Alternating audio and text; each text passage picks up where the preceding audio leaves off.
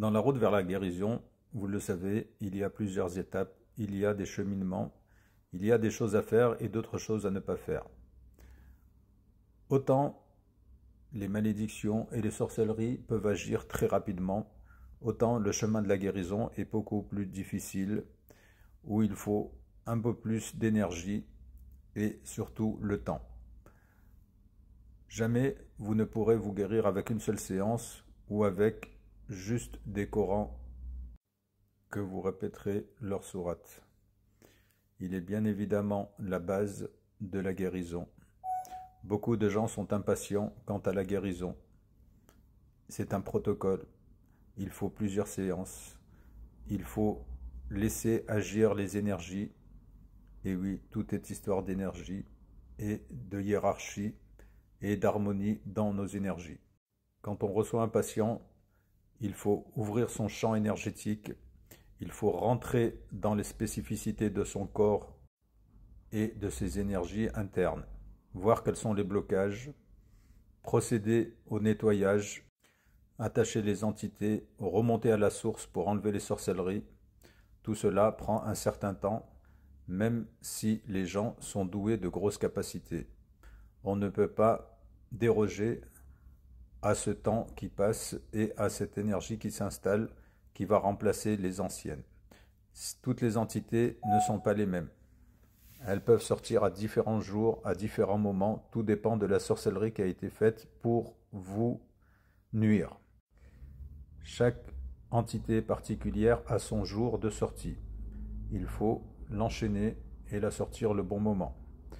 Ça dépend aussi de la lune très souvent. Plus on va faire de séances et plus on va nettoyer profondément. Il s'agit du corps physique, il s'agit des corps éthériques, il s'agit de l'âme, il s'agit des énergies, des blocages professionnels, sentimentaux, amoureux, relationnels, familial.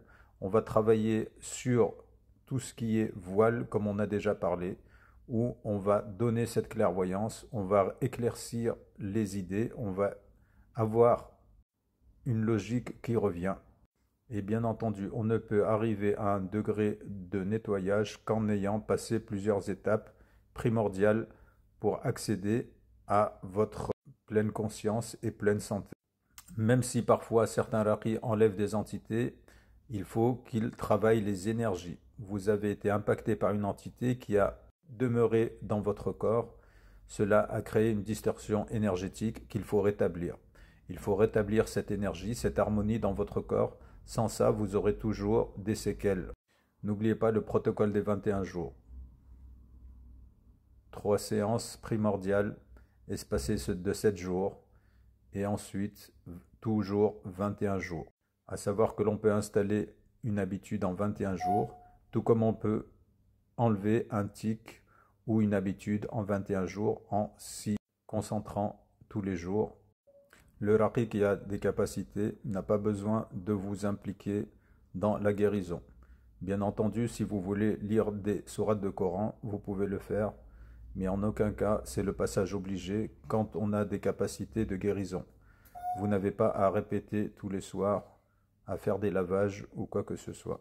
Tout dépend de la méthode de travail, mais pour le Nourani, il relève de sa propre capacité. Vous n'avez pas à intervenir, sauf si vous voulez participer, bien entendu, car la lecture du Coran, la foi et la soumission à Dieu sont les bases principales, non pas de votre guérison, mais de votre salut vers l'éternité. Toutes les demandes particulières du guérisseur ou du raqi qui vous impliquent, à savoir des herbes, des lavages, des rituels, il faut savoir que vous avez des gens qui peuvent vous guérir sans ces artifices-là. Ce n'est pour moi que du temps perdu, si ce n'est que vous vouliez le faire de bon cœur. On peut brûler une forêt en 5 minutes, mais il faut des centaines d'années pour la faire repousser. Le mal est très rapide, la guérison prend son temps. Que Allah nous guide chacun.